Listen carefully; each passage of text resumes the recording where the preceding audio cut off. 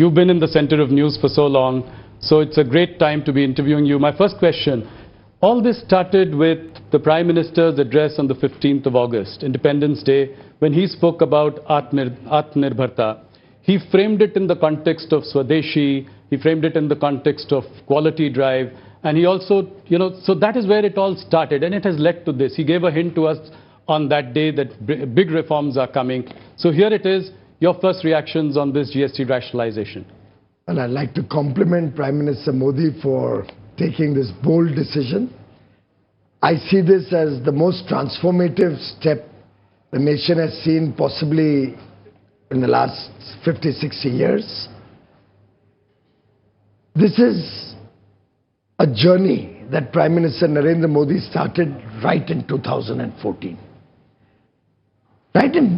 Back then, he spoke about making in India.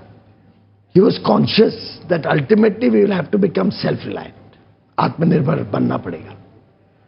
He promoted Digital India, he promoted Startup India.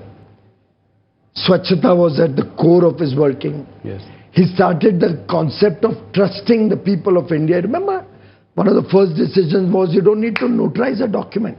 Right. It was crazy. A Xerox copy needed a notary and you spend money, go and sit before and plead with somebody. For him, ease of doing business is the pathway to a developed economy, and ease of living is a commitment to the people of India to ensure wider prosperity and inclusive growth.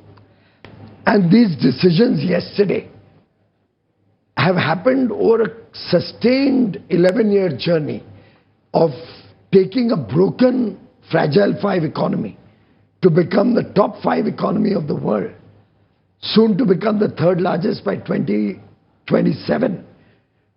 An economy that was low on growth, high on inflation, an economy that was starved of foreign exchange, with a completely broken banking system, an economy where there was no hope, investments were falling, right. Our passport had no respect anywhere in the world. Inheriting that from the Congress, Prime Minister Modi, brick by brick, step by step, brought reforms, brought changes, showed that he trusted the people of India, focused on better quality of life for the poorest of the poor, through various initiatives, brought social security into their lives, got 25 crore people out of poverty, faced the crisis of COVID admirably, without letting the economy collapse as happened in many other developed nations. In fact, bouncing back so well that for 4 years now, we are the fastest growing large economy.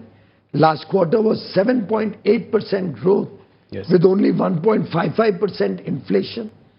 Who could have imagined, if you look back at 2014, Rahulji, yes, that in a decade, this country will transform so rapidly, right, so beautifully, and a foundation will be created on which a $4 trillion economy aims to become a $30 trillion economy by 2047.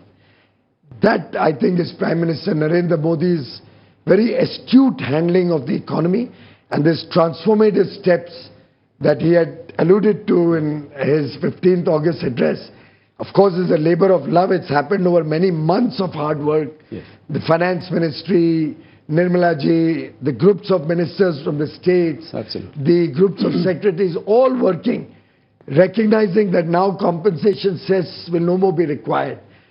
We got the elbow room to be able to give this huge bonanza, right, and give our consumers the opportunity to spend more and give a boost to the Indian economy. So we'll discuss all these points one by one, but first let's stay with GST for a moment.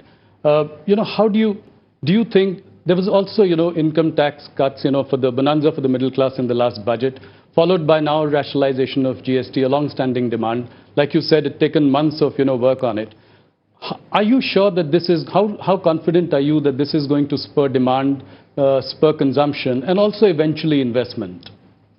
It's very logical, Rahulji. Take, for example, the reduction in cement from 28% to 18%. Yes.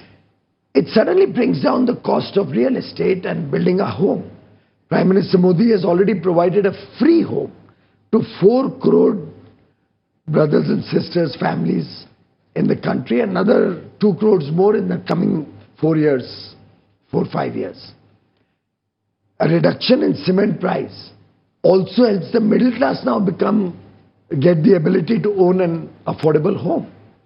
When you reduce the price for tractors, tractor parts, all other farm equipment, you are helping the farmer modernize, helping him improve his productivity. Right. When you make the two-wheeler cheaper or a small car cheaper of 1200 cc, the aspirational middle class, the young men and women who wants to have a two-wheeler, gets encouraged and is able to afford to buy a two-wheeler. With interest rates also simultaneously coming down, yes, thanks to low inflation.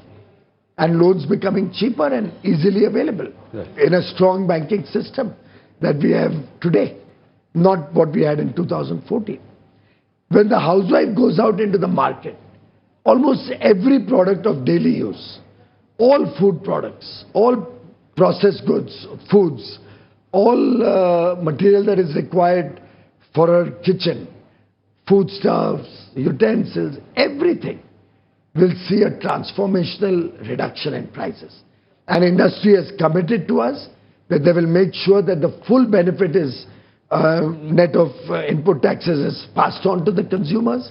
So consumers are in for significant gain, and I'm very, very confident. And how are you sure of that? How will you ensure that the industry There is are fast? enough tools. There have been cases of மத்திய வர்த்தக மற்றும் தொழில்துறை அமைச்சரின் சிறப்பு பேட்டி CNBC TV 18 மற்றும் CNN News 18 தொலைக்காட்சிகளில் நேரலையில் ஒளிபரப்பாகிறது.